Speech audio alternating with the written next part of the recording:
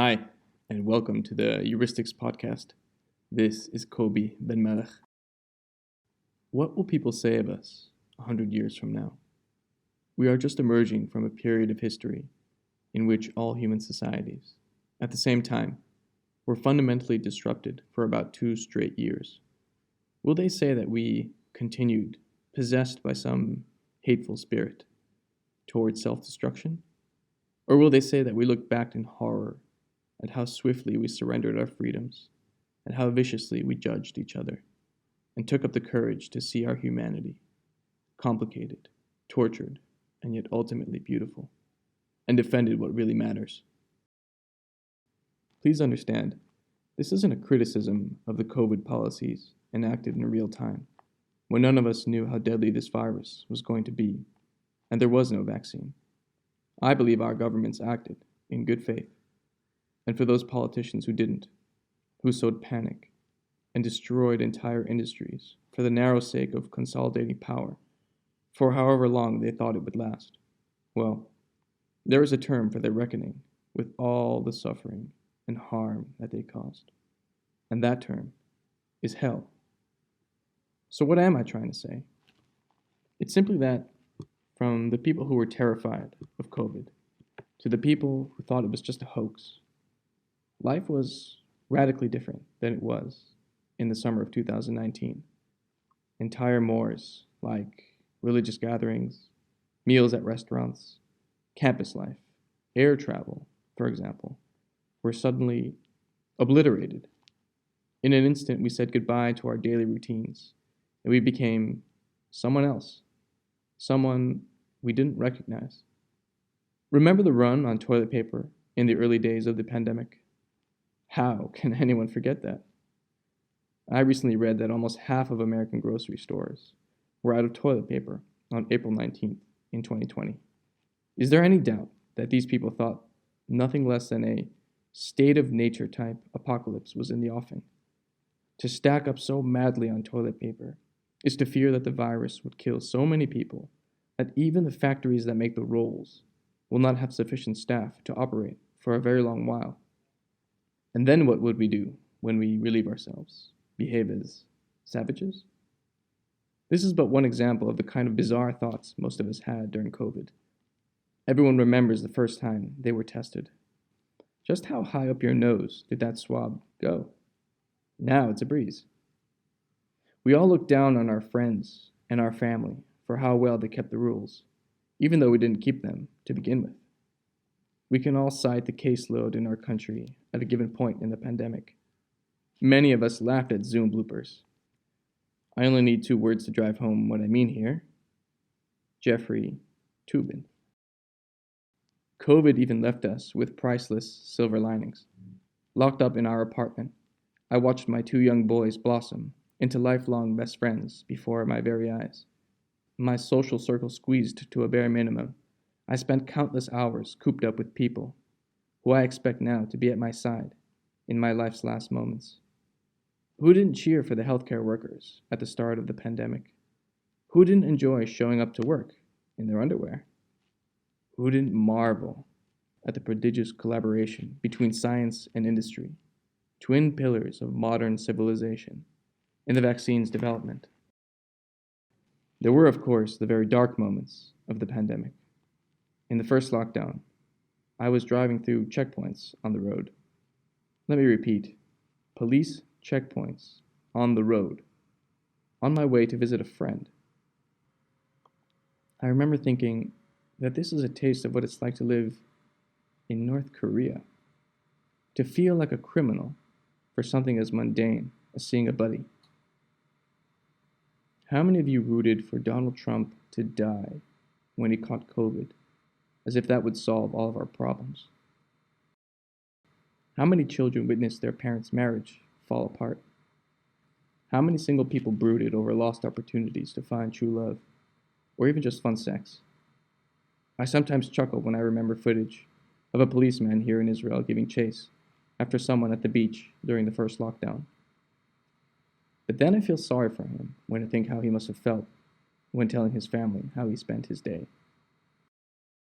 What about the video in Shanghai earlier this year of people screaming from their apartments after a couple of weeks of lockdown. Think back on your lowest despair during the pandemic. Now, think what it would take to make you shriek helplessly into a void.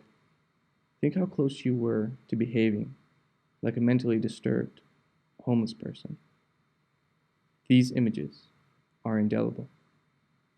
There were periods where many of you were scared to question, let alone disagree with the masses.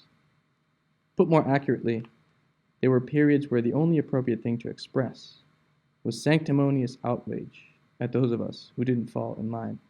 Pick your misdeed: not getting vaccinated, wearing masks badly or not at all, failing to keep proper distance. How delicious it was to lambast the sinner. The thing is, we weren't ever this way. Consider the following example. In Game 5 of the 1997 NBA Finals, Michael Jordan played a stellar game and led his team to victory, all while showing visible signs of illness. He was so great that this game is now known as the flu game, because Jordan was thought to be battling influenza that he caught the night before. Now, it was later revealed that Jordan was actually suffering from food poisoning. Bad pizza, it appears. The salient point, however, is that the public believed he was playing with a contagious virus and celebrated his performance anyway. As far as the public knew, Michael Jordan could have infected dozens, maybe hundreds of people in one night. Imagine if Jordan had done that during the pandemic. The media and the Twitterverse would have crushed him. His team would have banned him from playing until he recovered, which would have cost them everything they were aiming at all year. This is how radically our attitude to what is essentially the same illness shifted in only 25 years. So what changed? The level of the perceived threat, certainly. But so has the discourse, which now favors the narrow and the extreme, instead of the dispassionate and the open-minded. It was very hard to listen to other voices who raised other concerns about the measures our governments mandated to deal with COVID, because they were very hard to find in the first place. Many have already commented on how social media platforms privilege hysteria over reason, which appears to be true. That, however, does not absolve all of us, in the media and news consumers alike, from demanding better and more frank conversations about the state of the world. The free market is also an algorithm, and it need not privilege hysteria over reason. It should therefore be no surprise that trust in the mainstream media, the people we rely on for impartial delivery of local and world affairs, is now in the toilet. There are some bright spots, to be sure. I just left one of them at Bloomberg News. But according to a Gallup poll published in July, only 11% of Americans have a high level of faith in TV news. The number is slightly better for newspapers, at 16%. In 1979, however, the figure for newspapers was 51%. The American people look at the world and just cannot believe that it is the same one being described to them. I find that somewhat encouraging, despite the obvious and deep problems at hand. It means there's still a thirst for honest engagement with reality. It means people want to be treated as adults. It means there is a pathway to redemption for our troubled institutions. The question is, what do we do from here? How will we be judged 100 years from now? We have got to toughen up. We must become the sorts of people that can handle the kind of gut punches only the truth can deliver. Here's a brutal question. Should we halt everything for the sake of people whose bodies are so weak, either due to natural deterioration or years of terrible health choices, that they cannot survive a virus that doesn't affect babies? If you're noticing a rising sense of indignation right now, then this is precisely when the problem I'm talking about begins to materialize. Getting angry right now isn't helpful, in this case for 3 reasons. First, it's just a question. Second, solely caring about the welfare of the elderly, the overweight, and people with comorbidities, that term we all learned in 2020, isn't some clean path to a moral high ground, because there's a far larger group of people suffering in silence, likely in ways that will mold the rest of their lives, and therefore whole societies. And third, this is exactly what the world did the last 2 years, whether anyone said it explicitly or not. Now, I don't have a good answer to the question I just posed. No one does. How you feel about the question hinges on whether you are one of the vulnerable or how close you are to someone in the at-risk group. I might be wrong, but this strikes me as an unreliable guide. So to have governments and companies right now tell you how to behave doesn't really make much sense. There's more dignity in dying for your own stupidity than marching slowly to your demise at the orders of some faceless bureaucracy. If you're still angry, then this next one's for you. We have got to become comfortable with the idea that our political opponents, even our enemies, have some grip on truth going for them, even if those truths are only marginal in the grand scheme of things. The only ideology worth drawing blood for is one that holds honest speech as its most sacred value.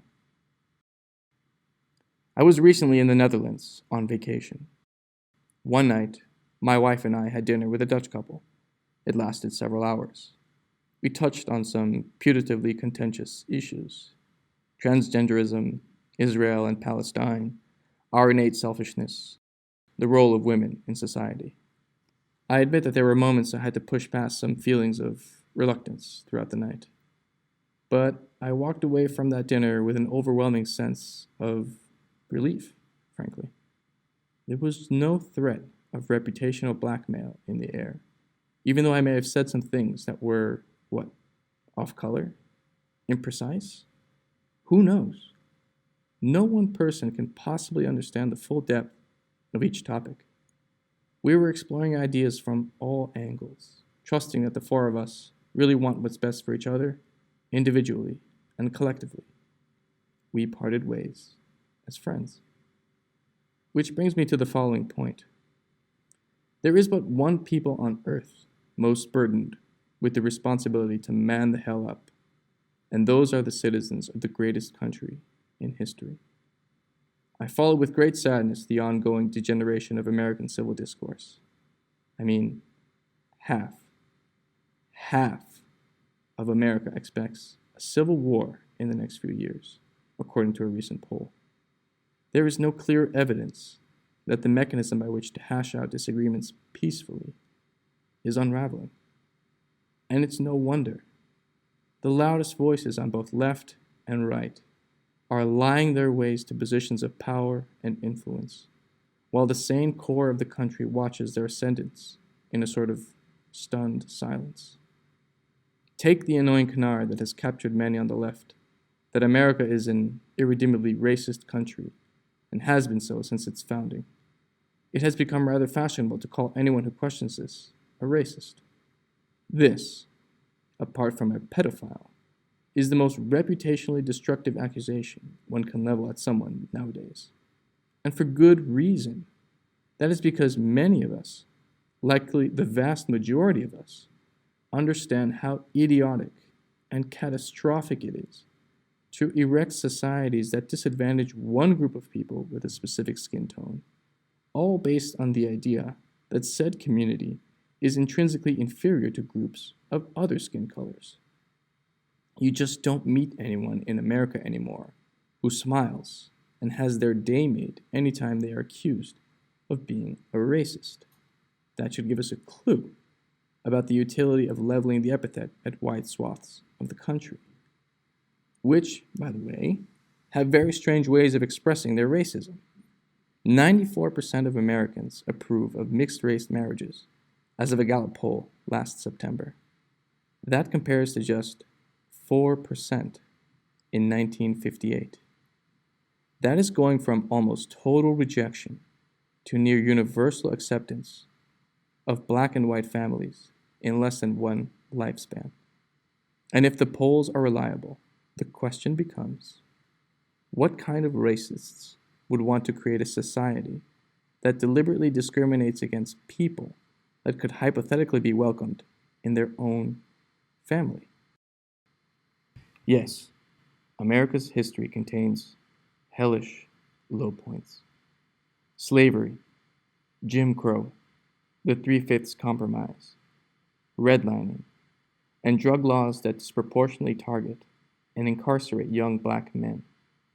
But America is also the society out of which arose the genius of Martin Luther King, Ralph Ellison, Barack Obama, James Baldwin, Muhammad Ali, Dave Chappelle, Eddie Murphy, Chris Rock, Rakim, Nas, Jay-Z, Malcolm X, Muddy Waters, Thomas Sowell, Michael Jordan, LeBron James, Richard Wright, Glenn Lowry, John McWhorter, an ever-increasing share of Congress representatives, currently 57 of them, the mayors of a third of America's largest cities. Shall I keep going? To deny that the arrow of race relations in America is now firmly pointed upward is a profound insult to common sense. So what are Americans who are unwilling to sever ties with plain facts supposed to do in a political system with just two parties? They must consider supporting Donald Trump and swallow his own disregard of the truth. And swallow they do. 70% of Republicans still believe that Joe Biden stole the last election. Set aside the audits and recounts and lawsuits that have repeatedly debunked Trump's claim. Here's what you have to believe in order for Trump to be right. The Democrats planted dozens, hundreds, maybe thousands of people across God knows how many counties. Because who's to say exactly which parts of the country will cast the deciding votes? And these people, stole ballots? Sabotaged them? And not one of these people cracked under the weight of their conscience and spoke of the crime? The United States of America is tearing itself apart over obvious lies. The world cannot afford this American catastrophe. While I was in the Netherlands, I spent a few days in Sterksel, a village about an hour and a half drive from Amsterdam. My wife and I walked around one night. The streets were clean and empty of cars. The gardens were manicured. Most of the lights in the homes were turned off. We stopped in front of one house that had some boxes laid out. My wife took a peek and saw some vegetables in what appeared to be a kind of front yard sale. We took it as a sign that theft just wasn't a thing in this tiny corner of the world. This is what peace, real peace, feels like. Isn't that what we all want? Isn't that worth defending? This heavenly state of being is safeguarded by American power and values projected around the world. That was Trump's gripe with Europe, remember? And the good fortune extends across all other continents, too. The number of people living in extreme poverty, defined by the World Bank as living with less than $1.90 a day, has rapidly declined since the fall of the Soviet Union to less than 10% of humanity. And the number is expected to keep dropping. It is no less than this that Americans are gambling with each time they tell a lie. What makes this so challenging is that the demon lives inside the house.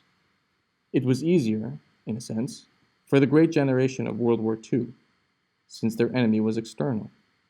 They nevertheless did what was necessary to face down tyranny. Nearly 300,000 American soldiers died. More than 5 million women entered the workforce between 1940 and 1945. Americans sacrificed their lives and their dreams so that the rest of humanity didn't have to live in a nightmare. Imperfect, no doubt they were, but they were the great generation. To my American brothers and sisters, be our great generation. Face down the monster COVID unleashed. Take up the mantle once more as the guiding light for the world. Destiny is offering you her hand, but she will not wait. Teach your children your values. and the terrible cost they require to preserve them. And stop torturing yourselves for the sins of the past and the present. Learn from them and continue to show us what is possible. America is a miracle. The rest of the world may not show the proper gratitude. Some of us, though, stand in awe of your benevolence.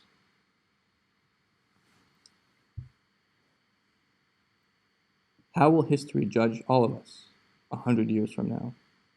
It seems like a nebulous question to ask. Who are our grandchildren and great-grandchildren, anyway? They are strangers, and so how can we care what kind of world they will inherit? But they aren't strangers, because the values you hold, the spirit that guides your life, will find them, and it will speak to them. Does it mean nothing that generations of families live in the same place, speak the same language, and practice or reject the same religion? No, it means quite a lot. That is the essence of culture.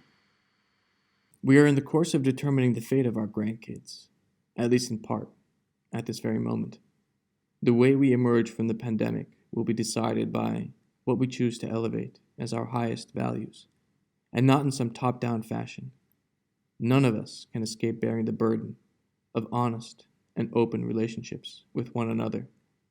None of us can abdicate the responsibility of placing what really matters at the forefront of our lives. Understand that you are capable of setting the proper tone for your relationships with your family, your friends, your work. They will in turn demand the same of their social circles, including the people that lead them. I mean, where else do our leaders come from, if not from among us? You have the power to shape all of this. How will history judge us 100 years from now?